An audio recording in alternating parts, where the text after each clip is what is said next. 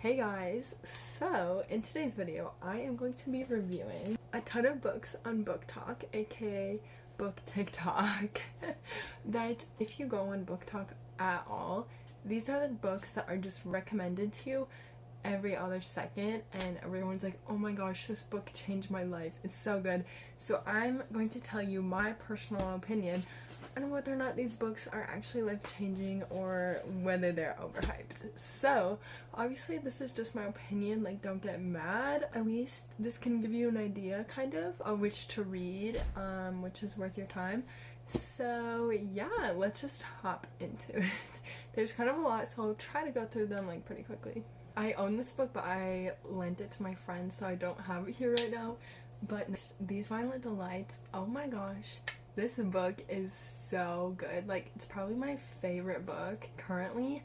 So basically, Romeo and Juliet inspired enemies to lovers, rival gangs, but in Shanghai, China in the 1920s, with all the foreigners, all the communists and nationalists all fighting for power in the same city where a pandemic breaks loose. Oh my gosh. So like, if you couldn't tell from that description, it's like a little bit of everything. Some people don't like it because there's so much going on, I guess. Like, some people think it's kind of messy, but I personally loved it. The characters are so fun and it's told from like multiple perspectives, which is so cool. And if you had to read Romeo and Juliet in sophomore English class, you will get all the references to it, which are so fun. It doesn't like necessarily follow the same plot line, it just like takes some of the same concepts, I guess. Also, I love the author so much. She has the funniest TikTok ever. Oh my gosh. Gong is just my favorite person ever. Do yourself a favor and go read These Violent Delights because it is so good. Okay, next, I'm gonna talk about The Cruel Prince, like the whole trilogy. I mean, the first two books.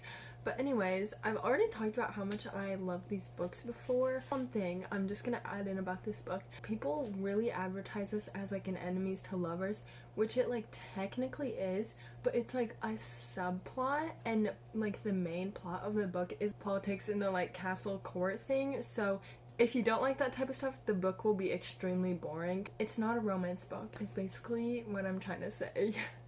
Moving on to a book I think is way overhyped, The Selection. I really did not like these books at all. I couldn't even get through the third one. I was like, I should just finish it so I can count it towards my Goodreads goal, but I was like, no, I can't. So it's basically The Bachelor, but in a castle in this weird world where there's like a really strict caste system. So the main character is so annoying. Sorry, I'm just roasting this book. She's literally so annoying, has so much internalized misogyny. Like, I'm not like other girls, like I don't want to wear dresses, like I just want to wear jeans even though I'm at a castle.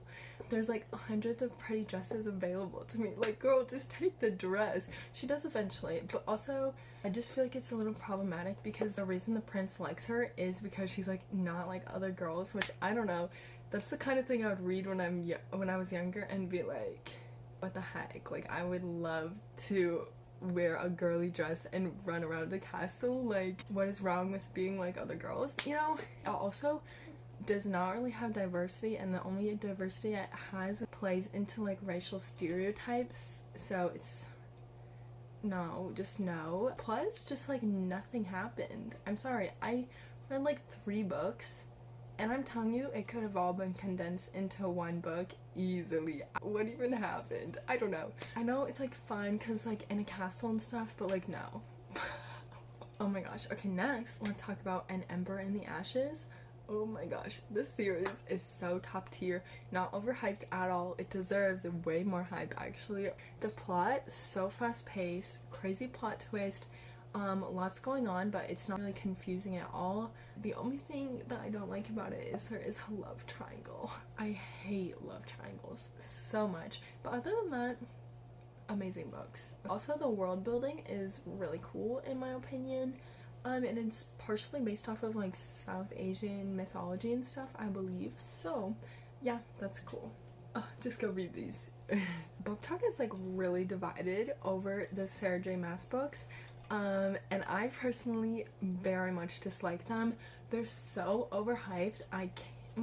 they need to stop being popular. Oh, I should mention her books are like A Court of Thorns and Roses, Throne of Glass, Crescent City or something like that. I've only read some of them, but yeah, her books just no. Okay, first, the writing like isn't very good, not anything special in my opinion. Secondly, her books are so problematic in a lot of ways, and people have also called her out for like not having good representation in any of her books, because that's the thing, her books are so popular, it just shows when people keep buying her books even though they don't have representation, it just like sends the message that she doesn't need it to be successful, and she just never like adds any. Books are presented kind of as like feminist, but they're not at all. All the relationships are so toxic, but they're presented as like, oh my gosh, couple goals. I can't get into anything without spoiling the books. I forgot one of the biggest problems in the relationships is that there's multiple relationships of like, I don't know, 18 to 20-year-old girls who are dating like 500-year-old like fairies or whatever, but they don't age, so they still look like they're 20 but they're really 500. Like, that makes it any better? Like, what? I'm sorry, what? But they're just like so toxic and bad. Okay, so next we're moving on to A Good Girl's Guide to Murder. Oh my gosh, this book is so good. Literally just go read it right now if you like mysteries. This is a perfect high school mystery. It reminded me a lot of One of Us is Lying, except I like this one way better. I feel like it is on BookTok, but honestly not enough because it's just so good. It's super crazy. Oh my gosh, like 15 billion plot twists. Oh, just so good. Like, I read this in a couple hours and then I stayed up till like midnight reading it. So anyways, yeah. Okay, next, The Invisible Life of Addie LaRue. This one is recommended so much and people love it so much, literally swear by it. So I think I just had way too high expectations going in because people are like, oh my gosh, this book made me cry. It's like so crazy. And then I read it and I don't know, like, it just really wasn't living up to those expectations. Once again, there's a love triangle, which I don't like, and not to mention, in my opinion, both of the options were like bad options. So it was just kind of like, Also, the beginning, it just felt kind of slow paced to me, which I think was actually the point, because it's this girl who like lives forever but no one can remember her. She's like cursed. So basically, I think the point in the beginning was to show how slow and like repetitive her life is, kind of. There's like tons of like really clever and cool things about this book. The writing style is really pretty. The author also includes like different like songs and like paintings and photographs to like tell the story kind of at the beginning of like different chapters, so that was cool. And also the ending is kind of crazy. There is some plot twists. So overall, it's like a pretty solid book, but it's just kind of overhyped on BookTok. So just lower your expectations a little and then read it. Next, probably the most popular BookTok book, Six of Crows and Crooked Kingdom, the duology. Obviously, right now, the Grishaverse is super popular because of the Shadow and Bone show that came out. So if you've seen Shadow and Bone, I highly recommend reading these because Shadow and Bone features the characters from Six of Crows in it, but it's more of a prequel to the books, so go read them. I personally didn't really like the actual Shadow and Bone books that much. Anyways, Six of Crows, literally so good. It has awesome heist plots. Also, it's told from all 6 of their point of views, which is so fun. I will say, the beginning of Six of Crows, I was like so confused but also bored at the same time, because I think technically you're supposed to read Shadow and Bone first. You don't have to, you catch on after a while, but it was just really confusing and boring at first. So yeah, I almost like didn't finish didn't like keep reading it because I have a short attention span. But like, trust me, once you get through the beginning part and you get all attached to the characters, it is just, yes. I do not think those books are overhyped at all. Shadow and Bone, maybe. But Six of Crows, so good. Okay, if you stayed till this point, thanks for watching me rant about different books for however long this video is. Hope it was somewhat helpful.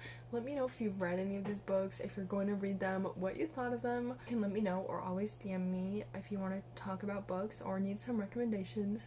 I'm always happy to help. And yeah, I think that's about it. Hope you guys have an awesome day. Oh my gosh, I almost dropped my phone. Anyways, hope you guys have an awesome day. I'll see you later.